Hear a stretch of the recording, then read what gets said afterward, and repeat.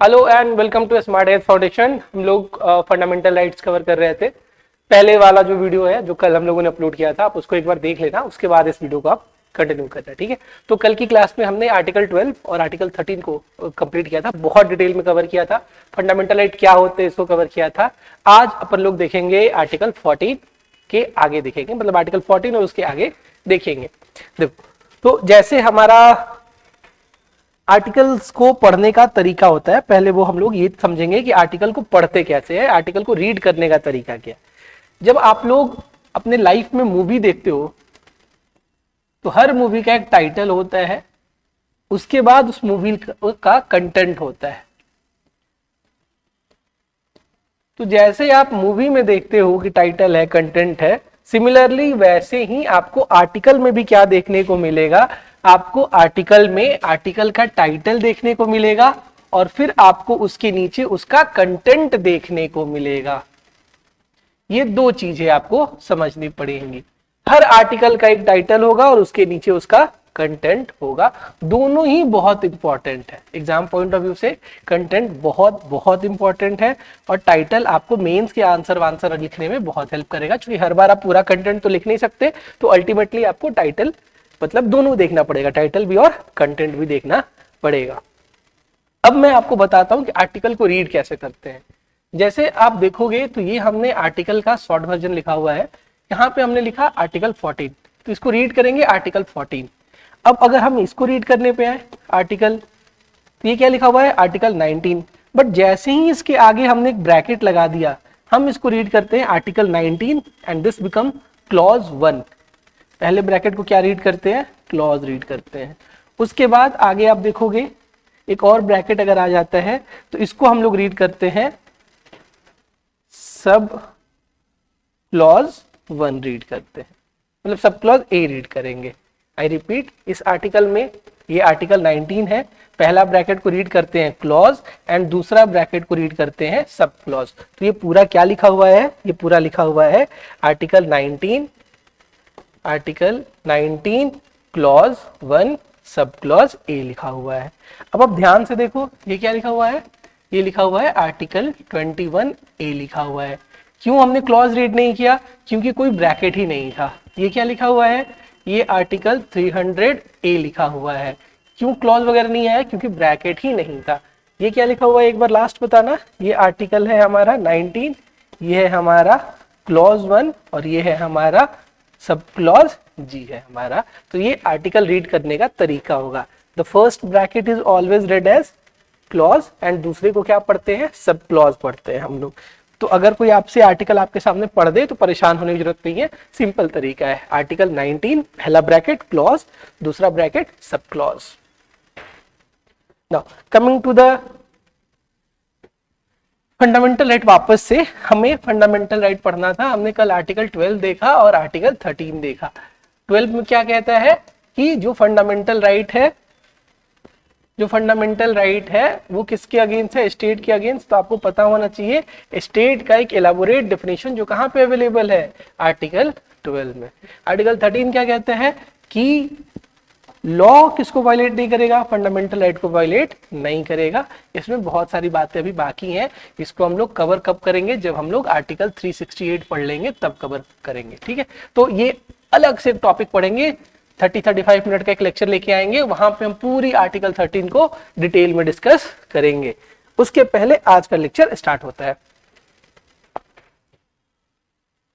सबसे पहला जो हमारा है, हमें आर्टिकल 14 पढ़ना है और मैंने आपको बेटा बताया है कि हर आर्टिकल का एक टाइटल होगा और उसके बाद उसका कंटेंट होगा।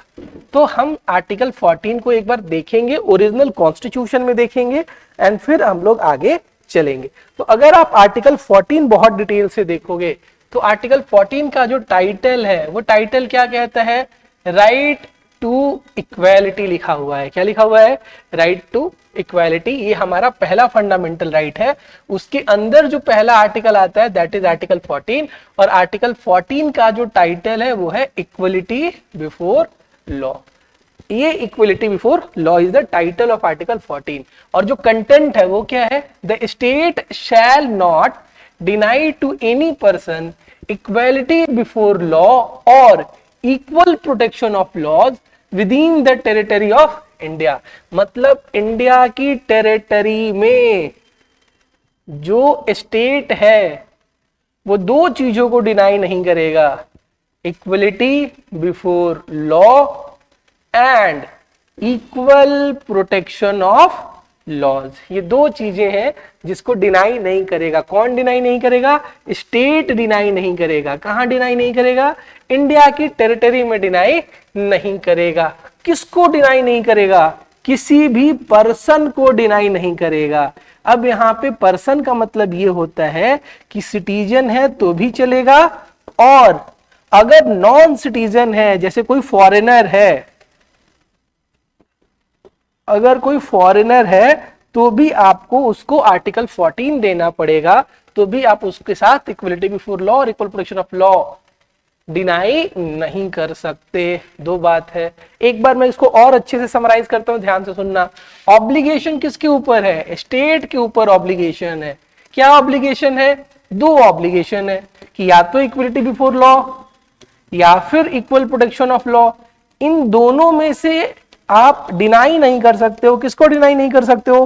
पर्सन को डिनाई नहीं कर सकते हो। कहां पर डिनाई नहीं कर सकते? इंडिया की टेरिटरी में डिनाई नहीं कर सकते हो। अब ये रहा हमारा आर्टिकल 14 का एक लिटरल मीनिंग। डिटेल में बहुत सारी चीजें बाकी हैं। जब आप आर्टिकल 14 पढ़ते हो तो आपको दो तीन फ्रेज आता है। सबसे पहला फ्रेज आता है इक्वलिटी बिफोर लॉ, और दूसरा फ्रेज आता है इक्वल प्रोटेक्शन ऑफ लॉज। अब इक्वलिटी बिफोर लॉ और इक्वल प्रोटेक्शन ऑफ लॉ अपने आप में पूरा का पूरा एक पॉलिटिकल थियरी का एक डॉक्ट्रिन है। जैसे साइंस में, जैसे फिजिक्स में आप न्यूटन के मोशन के लॉ पढ़ते हो, ग्रेविटेशन के लॉ पढ़ते हो, थर्मोडायनेमिक्स के लॉ पढ़ते हो, वैसे ही आपको आर्ट्स में भी, पॉलिटिकल साइंस में भी आपको बहुत से थियरीज मिलेंगे। सबसे पहला थियरी हमने सेपरेशन ऑफ पावर पढ़ा था, ठीक है, वो पढ़ा था। तो जैसे सेपरेशन ऑफ पावर होता है वैसे ही हमारे पास इक्वलिटी बिफोर लॉ है, वैसे ही हमारे पास इक्वल प्रोटेक्शन ऑफ लॉ है, वैसे ही हमारे पास रूल ऑफ लॉ है, वैसे ही हमारे पास ड्यू प्रोसेस ऑफ लॉ है, वैसे ही हमारे पास प्रोसीजर एस्टैब्लिश्ड बाय लॉ है। तो ये लीगल, ये जुडिशियल हमारे थियरीज हैं जो हमारे सब्जेक्ट के लिए इंपॉर्टेंट हो जाते हैं, तो अपने को पढ़ना पड़ेगा। तो अपन दो चीजें पढ़ेंगे, इक्वलिटी बिफोर लॉ और इक्वल प्रोटेक्शन ऑफ लॉ, ठीक है। अब जब आपको इक्वलिटी बिफोर लॉ पढ़ना है, आई रिपीट, जब आपको इक्वलिटी बिफोर लॉ पढ़ना है तो सबसे पहले आपको इक्वलिटी बिफोर लॉ पढ़ने के लिए आपको एक कॉन्सेप्ट पढ़ना पड़ेगा, जिस कॉन्सेप्ट को बोलते हैं रूल ऑफ लॉ। अब ये रूल ऑफ लॉ बहुत इंटरेस्टिंग है। इसमें अपन बहुत से इलस्ट्रेशंस यूज करेंगे, बहुत से एग्जांपल यूज करेंगे ताकि आपको समझ में बेहतर से आए। तो सबसे पहला जो हमारा रूल ऑफ लॉ समझ रहे हैं हम लोग, रूल ऑफ लॉ समझने से पहले हम देखते हैं रूल ऑफ किंग। अब हमारे पास रूल किसका है? किंग का है। अब मैं हाइपोथेटिकल सिचुएशंस क्रिएट करूंगा बहुत सारे, उसमें आप पार्टिसिपेट करना। जैसे मान के चलो कि ये हमारा किंग है,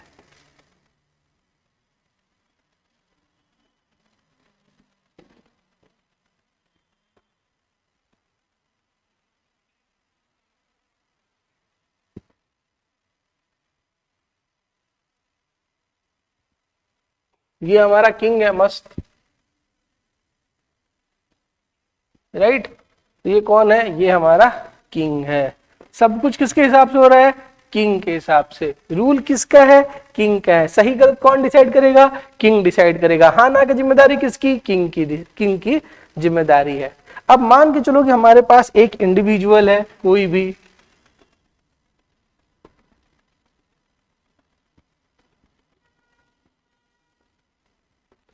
अब इस इंडिविजुअल ने क्या किया है? 500 लोगों का मर्डर कर दिया है। इससे एक छोटी सी गलती हो गई है, 500 लोगों का इसने मर्डर कर दिया है। रूल किसका है? किंग के पास। अब इस इंडिविजुअल को लाया जाता है किंग के सामने। अब किंग इस इंडिविजुअल को क्या पनिशमेंट देगा अगर ये पर्सन किंग का सन होगा? मेरा नॉर्मल जो सोशल नॉलेज है वो ये कहेगा कि बाप अपने बेटे को देखो सजा तो नहीं देगा। तो इस केस में इसने भले ही 500 मर्डर किए हैं, किंग इसको कोई भी पनिशमेंट नहीं दे रहा है। व्हाट इफ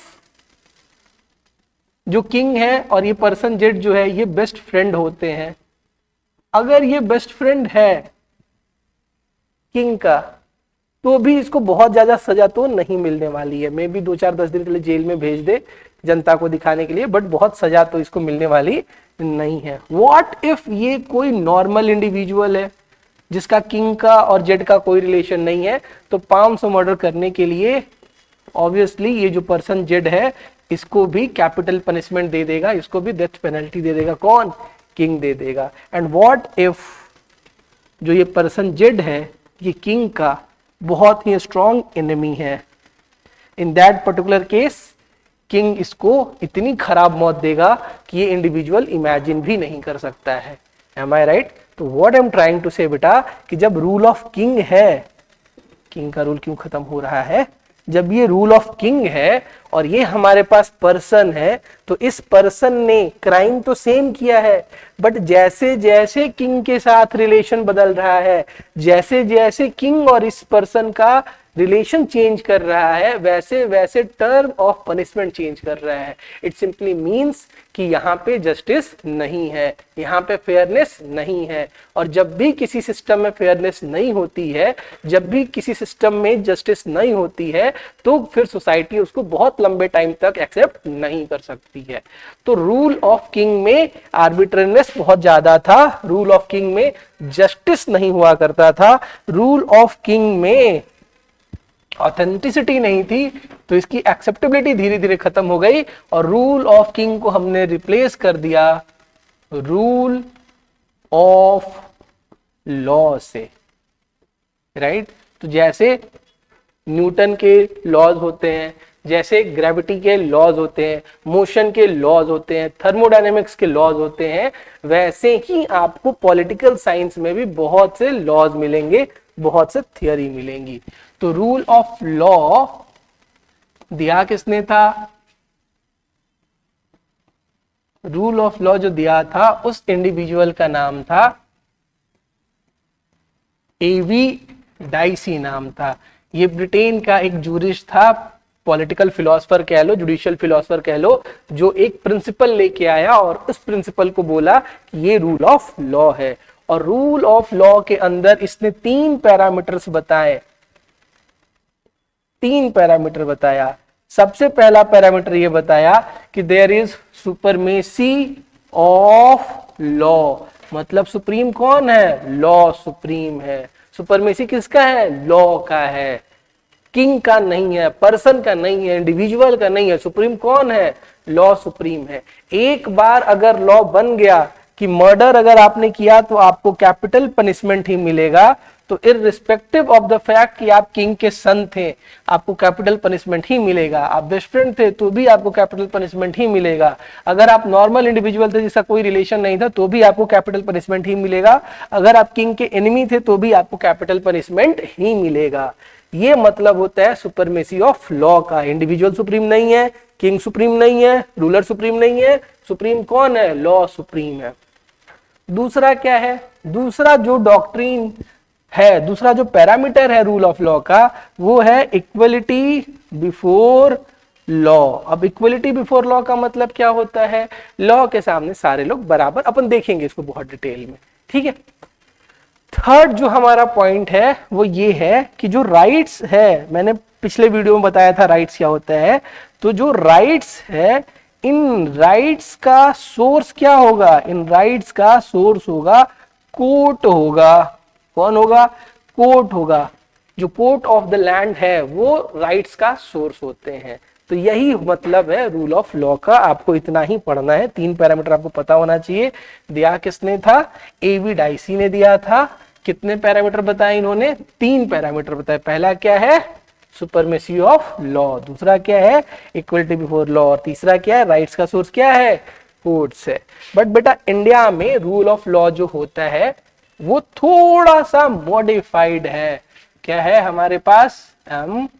MODI, उसमें फाइड लगा दो, मतलब थोड़ा सा मॉडिफाइड है, थोड़ा सा चेंज फॉर्म में इंडिया में एप्लीकेबल है। कैसे एप्लीकेबल? जैसे इंडिया में पहला वाला प्रोविजन तो एप्लीकेबल है कि there is supremacy of law, right. दूसरा there is equality before law, but तीसरा वाला पैरामीटर थोड़ा सा चेंज है। यहाँ पे राइट्स का जो सोर्स है वो कोर्ट नहीं है बेटा, यहाँ पे कॉन्स्टिट्यूशन है। क्योंकि इंडिया और ब्रिटेन में अंतर है, ब्रिटेन के पास रिटन कॉन्स्टिट्यूशन नहीं है, वहां पे दूसरी सिचुएशन है। बट यहाँ पे अगर कोई पूछे सुप्रीम कौन है, तो यहाँ पे हमारा कॉन्स्टिट्यूशन ही सुप्रीम होता है। तो राइट्स का सोर्स इंडिया में क्या हो जाता है, कॉन्स्टिट्यूशंस हो जाते हैं। तो ये रूल ऑफ लॉ था। अब रूल ऑफ लॉ का जो सेकंड पैरामीटर है that is equality before law. तो इसको बड़े ध्यान से देखते हैं।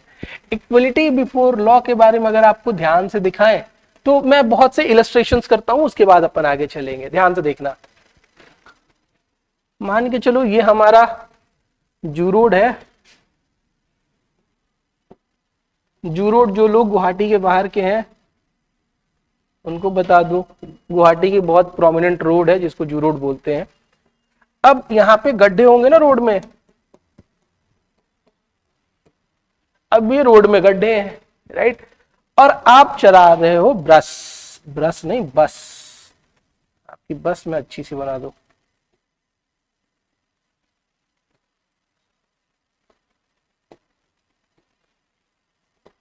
ये आपकी बस है,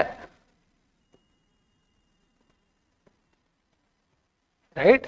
ये आप बस चला रहे हो और यहां पे है ट्रैफिक सिग्नल।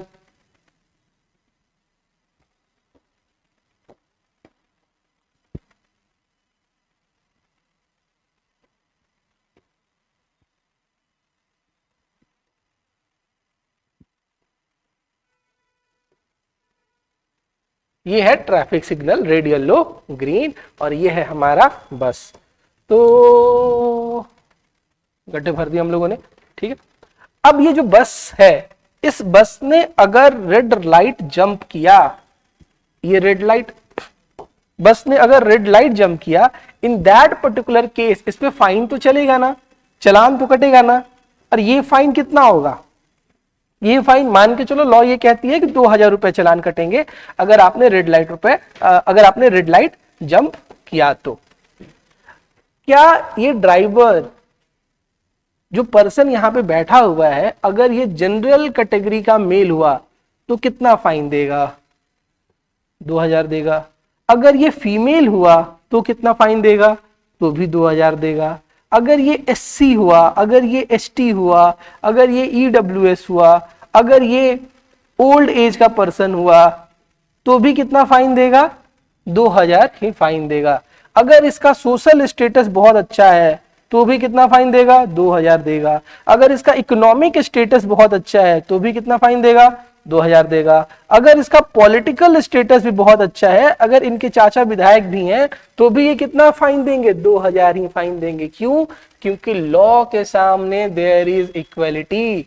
ये मतलब ये हुआ इक्वलिटी बिफोर लॉ में जो सबसे इंपॉर्टेंट है वो है लॉ, और लॉ के सामने सारे लोग कैसे हो गए, इक्वल। यानी कि हमें आपके religion, race, caste, sex, place of birth, economy, यानी कि हमें आपके सोशल, पॉलिटिकल, इकोनॉमिक स्टेटस से कोई फर्क नहीं पड़ता है। लॉ के सामने एवरीवन इज कैसा, इक्वल। यानी इसी को क्या बोलते हैं, इसी को बोलते हैं लीगल इक्वालिटी बोलते हैं बेटा, राइट। अब ये लगभग हर जगह एप्लीकेबल है। क्रिमिनल ऑफेंसेस में अगर आप देखोगे, अगर किसी ने किसी का मर्डर कर दिया तो आपसे ये नहीं पूछा जाता आपका कास्ट क्या है, आपसे ये नहीं पूछा जाता आपका रिलीजन क्या है, राइट। आपको सेम पनिशमेंट मिलेगी जो पनिशमेंट बाकियों को मिलेगी। इसका मतलब इंडिया में there is equality before law. अब देखो ऐसा नहीं है कि इक्वलिटी बिफोर लॉ एकदम परफेक्ट है, किसी भी सिचुएशन में सेम होगा, ऐसा नहीं है।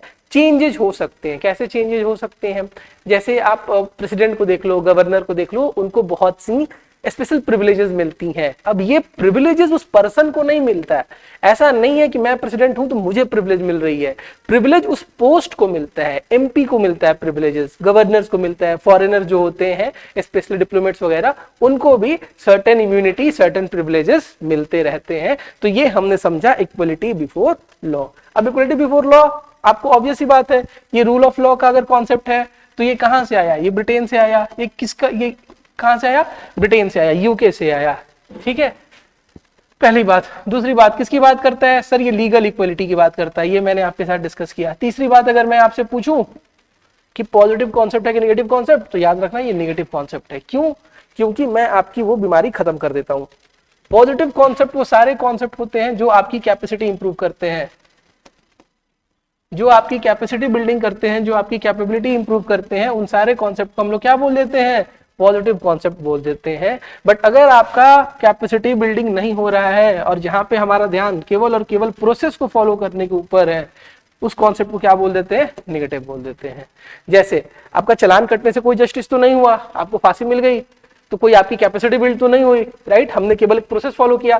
तो जहां भी प्रोसीड्यूरल चीजों को फॉलो करेंगे उसको केवल और केवल बोल देंगे कि वो कॉन्सेप्ट कैसा है, निगेटिव कॉन्सेप्ट है। तो इक्वलिटी बिफोर ऑफ लॉ कैसा कॉन्सेप्ट है, निगेटिव कॉन्सेप्ट है, क्योंकि यहाँ पे हम किसको फॉलो करते हैं, प्रोसेस को फॉलो करते हैं। कैसे प्रोसेस को फॉलो करते हैं, जैसे आप गाड़ी चला रहे हैं, हाँ जी चला रहे हैं, आपने सीट बेल्ट पहना है, नहीं पहना है तो आपको फाइन देना पड़ेगा, ये हमने प्रोसेस को फॉलो कर लिया। आप गाड़ी चला रहे हैं, हाँ जी चला रहे हैं, आपने रेड लाइट जंप की, हाँ जी आपने रेड लाइट जंप की, तो अब आपको फाइन देना पड़ेगा। तो हमने प्रोसेस फॉलो किया, हमने आपकी कैपेसिटी बिल्डिंग नहीं की, हम आके आपका सीट बेल्ट नहीं पहना रहे हैं, हम आके आपको ये नहीं सिखा रहे हैं कि देखो देखो रेड लाइट जंप नहीं करना चाहिए, आपने रेड लाइट जंप किया, आपको साइड किया गया, आपका कट गया चलान, राइट। तो यहाँ पे हमने प्रोसेस फॉलो किया। तो जो भी प्रोसीड्यूरल चीजें होती हैं वो जनरली कैसी हो जाती हैं, नेगेटिव होती हैं। बहुत बार आपको इसमें कंफ्यूजन होता है, पॉजिटिव लिबर्टी, नेगेटिव लिबर्टी वगैरह, तो आप लिबर्टी की क्लासेस जाके देख सकते हो, वहां पे आपको और डिटेल में चीजें समझ में आएंगी। तो ये हो गया हमारा इक्वलिटी बिफोर लॉ। अब अगला जो हमारा कॉन्सेप्ट है वो कॉन्सेप्ट है इक्वल प्रोटेक्शन ऑफ लॉज।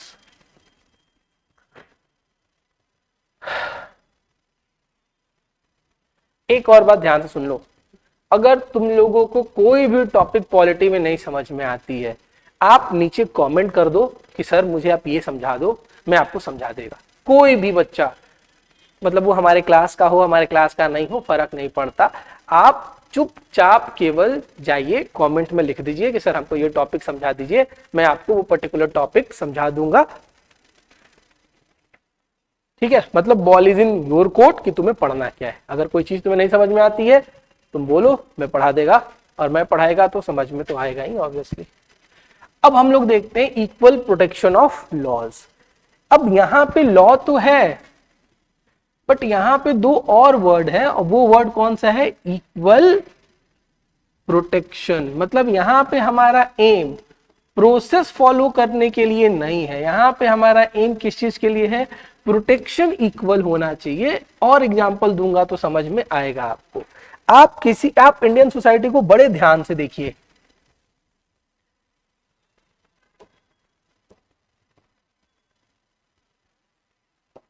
अगर आप ध्यान से देखोगे बेटा तो आपको यहां पे जनरल कैटेगरी के मेल मिलेंगे, फिर आपको यहां पे जनरल कैटेगरी के फीमेल्स भी मिलेंगी, फिर उसके बाद आपको यहां पे एससी मिलेंगे, फिर आपको यहां पे एसटी मिलेंगे, फिर आपको यहां पे एससी के फीमेल भी मिलेंगे,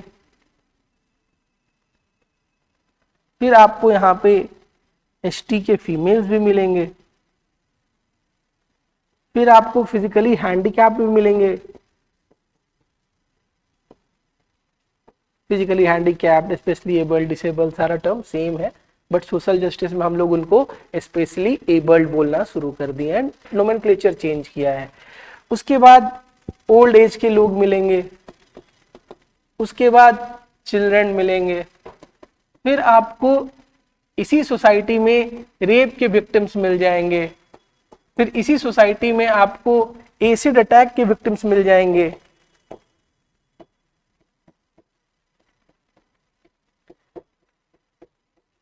राइट, फिर इसी सोसाइटी में आपको ट्रांसजेंडर मिल जाएंगे, ठीक है। तो ये जो सोसाइटी में अलग अलग टाइप के लोग हैं, क्या इनका social, economic, political protection same है? आंसर है नहीं सर, सेम नहीं है, डिफरेंट है, राइट, ठीक है। जैसे आपके जनरल कैटेगरी मेल के पास जो सोशल स्टेटस है वो शेड्यूल कास्ट के मेल के पास नहीं है। इसको अनटचेबिलिटी फेस करना पड़ती है, इनको अनटचेबिलिटी फेस नहीं करना पड़ती है। एसटी के साथ और एससी के साथ चीजें सेम नहीं है। एससी फीमेल और जनरल कैटेगरी फीमेल दोनों में they are subject to female related offences, women related offences, but यहाँ पे जो एससी फीमेल है उनको अनटचेबिलिटी के साथ साथ जो विमेन लेड वायलेंस फेस करना पड़ सकता है, जैसे वो मान के चलो कि वर्क प्लेस पे वायलेंस हो गया, सेक्सुअल वायलेंस वगैरह हो गए। तो ये अलग अलग जो मैंने सेक्शंस ऑफ द सोसाइटी लिखे हैं, इन सब के social status, economic status, political status same नहीं है। Am I right? तो इसका ये मतलब हुआ कि अगर आप हर सिचुएशन में, अगर आपने हर सिचुएशन में सेम ट्रीटमेंट करना शुरू कर दिया, अगर आपने हर सिचुएशन में इक्वल ट्रीटमेंट करना शुरू कर दिया, तो ये तो गलत है ना दोस्त। क्योंकि जनरल कैटेगरी का जो मेल है उसको नहीं पता है कि अनटचेबिलिटी कैसी होती है, वो नहीं कंपीट कर पाएगा शेड्यूल कास्ट के मेल से, क्योंकि दोनों का सोशल स्टेटस अलग अलग है। अगर आप जनरल कैटेगरी की फीमेल को देखोगे बेटा, तो उसका जो सोशल स्टेटस है ये डिफरेंट है एससी फीमेल के साथ। जो दोनों फीमेल हैं, तो इनको विमेन लेड वायलेंसेस फेस करने पड़ सकते हैं, बट यहाँ पे जो एससी की फीमेल है उसको अनटचेबिलिटी भी फेस करनी पड़ रही है। सिमिलरली तुम मेल को कंपेयर कर लो, फीमेल को कंपेयर कर लो, या ट्रांसजेंडर को कंपेयर कर लो, या ओल्ड एज के पीपल को कंपेयर कर लो, इन सबका प्रोटेक्शन सेम नहीं है। इट मीन्स कि आप इन सबको इक्वल ट्रीट नहीं कर सकते हो। मतलब इक्वल ट्रीटमेंट हर सिचुएशन में will not promote justice. Am I right? So if you want कि सबका प्रोटेक्शन सेम हो, सबका प्रोटेक्शन सेम हो, सबकी डिग्निटी सेम हो, तो अगर आपको प्रोटेक्शन, अगर आपको डिग्निटी सबकी सेम करनी है, इन दैट पर्टिकुलर केस आपको डिफरेंशियल ट्रीटमेंट करना पड़ेगा। आपको क्या करना पड़ेगा? डिफरेंशियल ट्रीटमेंट करना पड़ेगा। मतलब आपको फीमेल को, मतलब आपको जो हमारी फीमेल्स हैं, जो हमारे ओल्ड एज के लोग हैं, जो हमारे चिल्ड्रन हैं, जो हमारे एससी और एसटी कम्युनिटी हैं, जो हमारे रेप की, एसिड की विक्टिम्स हैं, इनके लिए आपको स्पेशल प्रिविलेज लाना पड़ेगा। बच्चों के लिए आपको इम्यूनाइजेशन का प्रोग्राम लाना पड़ेगा। ओल्ड एज के लोगों के लिए आपको स्पेशल हेल्थ केयर लेके आना पड़ेगा। आपको फीमेल के लिए रिजर्वेशन लाना पड़ेगा। आपको एससी एसटी के लिए अनटचेबिलिटी के अगेंस्ट लॉज लाना पड़ेगा। यानी कि तब जाके आप इस पूरे सेक्शंस ऑफ सोसाइटी की डिग्निटी को और प्रोटेक्शन को इंश्योर कर पाओगे, वरना इंश्योर नहीं कर पाओगे। तो बात ये है बेटा, एक बहुत अच्छा सा प्यारा सा ग्राफ बना देता हूं, क्योंकि साइंस पढ़ने के बाद आर्ट्स पढ़ने के में बहुत मजा आता है। तो मैं आपको एक ग्राफ बना दूं। अगर ये हमारा जनरल कैटेगरी मेल का डिग्निटी है, तो फीमेल कहीं यहाँ पे, एससी मेल कहीं यहाँ पे, एससी फीमेल कहीं यहाँ पे, एसटी मेल कहीं यहाँ पे, एसटी फीमेल कहीं यहाँ पे, रेप की विक्टिम्स यहाँ पे, एसिड अटैक विक्टिम्स यहाँ पे, और ट्रांसजेंडर तुम्हारे यहाँ पे। हालांकि आप सबका ओपिनियन अलग अलग हो सकता है, तो मैंने यहाँ पे नोमेनक्लेचर नहीं किया, नाम नहीं किया है। अब ये आपके ऊपर है, आपको जैसे देखना है आप अपने आईने से देख सकते हो। तो ये जो हमारा जनरल लेवल ऑफ प्रोटेक्शन है, क्या सब कोई इक्वली प्रोटेक्टेड है? क्या नहीं है। तो क्या करेगा? स्टेट का रोल आएगा और स्टेट विमेन को रिजर्वेशन देगा। स्टेट जो तुम्हारा शेड्यूल कास्ट है उसको रिजर्वेशन देगा और अनटचेबिलिटी के अगेंस्ट लॉज भी देगा। स्टेट यहाँ पे भी रोल प्ले करेगा, स्टेट यहाँ पे भी रोल प्ले करेगा। स्टेट बच्चों को इम्यूनाइजेशन प्रमोट करेगा। ओल्ड एज लोगों के लिए, ट्रांसजेंडर्स के लिए, एसिड अटैक के विक्टिम्स के लिए नए नए स्कीम्स प्ले करेगा, नए नए रोल प्ले करेगा। अब हर सेक्शन ऑफ सोसाइटी के लिए A B C D E F G H I, हर सेक्शन ऑफ सोसाइटी को जो सपोर्ट चाहिए स्टेट से वो सेम नहीं है, वो डिफरेंट है। इसी को बोलते हैं डिफरेंशियल ट्रीटमेंट। जैसे reservation is a form of differential treatment. जो सीट्स अवेलेबल होती हैं, जो सीट रिजर्व की जाती हैं बसेज में, मेट्रोज वगैरह में, वो भी एक एग्जांपल है डिफरेंशियल ट्रीटमेंट की। जो पेंशन्स आती हैं महिलाओं के, वो भी एक एग्जांपल है किसके, डिफरेंशियल ट्रीटमेंट के। तो ये आर्टिकल 21 में आपको बताया गया equal protection of laws. Equal protection of laws के अंदर only equals to be treated equally. General category male should be treated equally with other general category male, female should be treated with other female, SC male should be treated with SC female. तो equal should be treated equally, apple oranges को compare करने की जरूरत नहीं है। And दूसरा equal protection of law के अंदर there can be differential treatment, there can be special privileges. किसको स्पेशल प्रिविलेज देंगे, वैसा सेक्शन जो कैसा है, डिप्राइव्ड है। तो अगर हम आपको समराइज करें इक्वल प्रोटेक्शन ऑफ लॉज, तो इक्वल प्रोटेक्शन ऑफ लॉज उठाया गया है यूएस के कॉन्स्टिट्यूशन से, और ये कैपेसिटी बिल्डिंग करता है। तो कैसा हो गया, पॉजिटिव कॉन्सेप्ट। और ये किसकी बात करता है, ये इक्वल ट्रीटमेंट की बात नहीं करता है, ये इक्वल प्रोटेक्शन की बात करता है। ठीक है, तो हमारा यही था आर्टिकल 14। आई फील कि we have cross the duration of 30 minute. आप यहां तक देखिए, आपको कोई भी टॉपिक समझ में नहीं आती है, कुछ भी पॉलिटी में अगर समझ में नहीं आता है, तो please comment in the comment section, हम लोग उस टॉपिक को अगले ही दिन उठा लेंगे। ठीक है, चलो, थैंक यू।